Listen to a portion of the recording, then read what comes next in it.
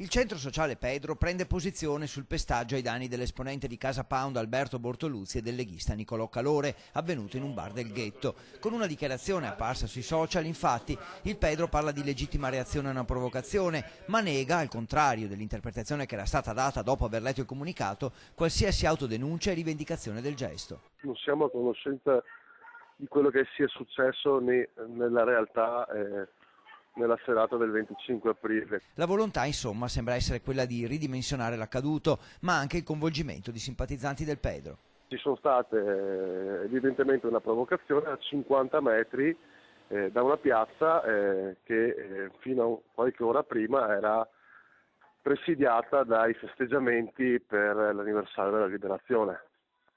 Quindi noi non rivendichiamo o non ci autodenunciamo, ma comprendiamo quello che è successo. Addirittura, nonostante la citazione relativa al fatto che i partigiani non si sono mai fatti scrupolo di usare le maniere forti per sconfiggere il nazifascismo, arriva anche la condanna della violenza. Noi siamo contro la violenza, infatti aderiamo anche alla passeggiata che si terrà sabato, cosa che abbiamo sempre fatto negli ultimi anni in questa città, passeggiare per rivendicare la non agibilità politica a razzisti o fascisti. Quanto al giovane rimasto ferito, però, nessuna solidarietà nei suoi confronti. Su questo il centro Pedro è chiaro. Non vedo i termini di solidarizzare con chi incita all'odio razziale o per chi vuole massacrare nel Mediterraneo migliaia di migranti. Intanto la Digos prosegue nelle indagini, ha visionato le riprese delle telecamere e avrebbe identificato buona parte dei 15 protagonisti della violenza.